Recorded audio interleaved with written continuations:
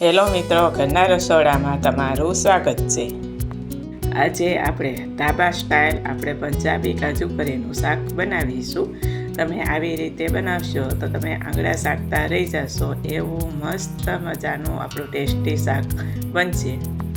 અહીંયા આપણે ઘી થોડું ગરમ કરીને આપણે પહેલાં કાજુને છે તે તળી લેશું। આપણે કાજુ છે તે બ્રાઉન કલરના જ તળીશું, આપણે એકદમ બ્રાઉની નહીં ને મીડિયમ સાઈડ જ બ્રાઉન રાખીશું। પછી તેને કાઢી લેશું। હવે આપણું તેલ ગરમ થાય તો તેમાં જીરું નાખીને આપણે પહેલાં કાંદાને સાતરી લેશું। તેને આપણે બ્રાઉન કલર થાય ત્યાં સુધી આપણે સાતળવા દેશું। પછી આપણે એક નાની વાટકી લસણ નાખીશું ને પછી તેને આપણે સાતળીશું। આને આપણે 2 થી 3 મિનિટ સુધી સાતળવા દેશું। એક નાનો આદુનો કટકા કરીને આપણે નાખીશું। પછી તેમાં આપણે ટમેટાં નાખીશું। ટમેટાને આપણે 5 મિનિટ સુધી તેને સાતળવા દઈશું। આપણે આમાં પાણીનો ભાગ ભરી જાય ત્યાં સુધી આપણે સતત સાતળશું। પછી તેમાં આપણે થોડુંક મીઠું નાખીશું ને બરાબર મિક્સ કરી લેશું ને આપણે તેને સતત પહેલાં હલાવતા રહીશું।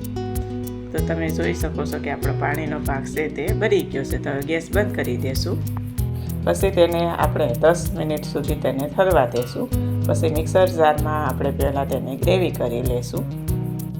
અહીંયા આપણે તબલામાં 4 પાવડા તેલ ગરમ કરીશું, એમાં હિંગ નાખીશું, અડધી ચમચી હળદર નાખીશું અને પછી તેમાં આપણે ગ્રેવી કરેલી છે તે તેમાં આપણે નાખીશું। આપણે પહેલાં થોડીક નાખીને આપણે પહેલાં હલાવી લઈશું। પછી આપણી બધી ગ્રેવી છે તે તેમાં નાખીશું અને પછી આ ગ્રેવીને આપણે સતત 10 મિનિટ સુધી તેને સાતળવા દઈશું।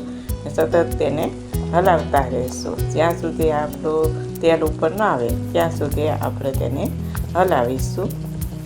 હવે આપણે થાળી ઢાંકીને આપણે આને 5 મિનિટ સુધી તેને સાતળીશું। હવે આપણે 5 મિનિટ થઈ ગઈ છે તો આપણે થાળી લઈ લઈશું અને 3 ચમચી આપણે લાલ મરચું પાવડર નાખીશું અને 1 ચમચી આપણે મીઠું નાખીશું। આપણે મીઠું છે તે સાતળવામાં નાખ્યું છે એટલે આપણે અત્યારે 1 જ ચમચી આપણે મીઠું નાખીશું અને પછી તેને આપણે બરાબર મિક્સ કરી લઈશું। હવે આપણે ગરમ દૂધમાં પલાળેલો કાજુ કરીનો મસાલો નાખીશું। ખસખસના બી અને મગજતરીના બી પાણીમાં પલાળીને આપણે ગ્રેવી કરી લીધી છે તેને નાખીશું। આપણે 2 ચમચી નાખીશું ને પછી બરાબર મિક્સ કરી લઈશું। હવે આપણે કાજુ તળેલા અને પનીરના પીસ કરેલા આપણે તેમાં નાખીને આપણે બરાબર મિક્સ કરીશું। હવે ઉપર આપણે કાશ્મીરી મરચું નાખીશું, તેની પર થોડુંક તેલ નાખીને બરાબર આપણે મિક્સ કરી લઈશું। તો રેડી છે આપણું કાજુ કરીનું શાક। તો કેવું લાગ્યું તમને મિત્રો? તમે પણ આવી રીતે ઘરે જરૂર ટ્રાય કરજો અને કોમેન્ટ બોક્સમાં જરૂર જણાવજો। હવે આપણે ઉપરથી લીલા ધાણા નાખીને આપણે બરાબર મિક્સ કરી લેશું અને પછી તેને આપણે ગેસ બંધ કરીને આપણે લઈ લેશું।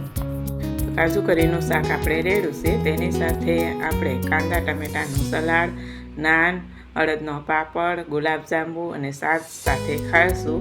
કેવી મજા આવે છે આ શાક ખાવાનું। તમે પણ જો આવી રીતે જ બનાવશો તો તમારું શાક એકદમ ઢાબા સ્ટાઇલ જ બનશે। અને અમારો વિડીયો પહેલીવાર તમે જોતા હોય તો અમારા ચેનલને સબસ્ક્રાઈબ કરજો, લાઈક કરજો અને વધુમાં વધુ શેર કરજો। અને તમારે કોઈ પણ નવી રેસીપી જોતી હોય તો અમારા કોમેન્ટ બોક્સમાં જરૂર જણાવજો, અમે તેનો વિડીયો બનાવીને જરૂર મૂકીશું।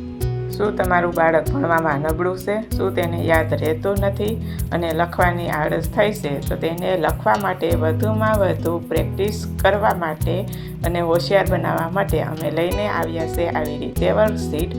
જો તમારા બાળકને વધુ પ્રેક્ટિસ કરવા માગતા હોય તો તમે કહેશો એ પ્રમાણે અમે વર્કશીટ ઓર્ડર પ્રમાણે બનાવીને આપીશું। વર્કશીટ ઓર્ડર કરવા માટે આ નંબર ઉપર કોલ કરો। શું તમારી ઘરે શ્રીમત છે, વાસ્તુ છે, બેબી શાવર છે કે તમારા છોકરાનો બર્થડે છે કે બિઝનેસનું ઓપનિંગ છે તો તેના માટે અમે લઈને આવ્યા છીએ ઇન્વિટેશન કાર્ડ। જો તમારે બનાવવું હોય સસ્તા ભાવે તો અમે ઓર્ડર પ્રમાણે બનાવી આપીશું।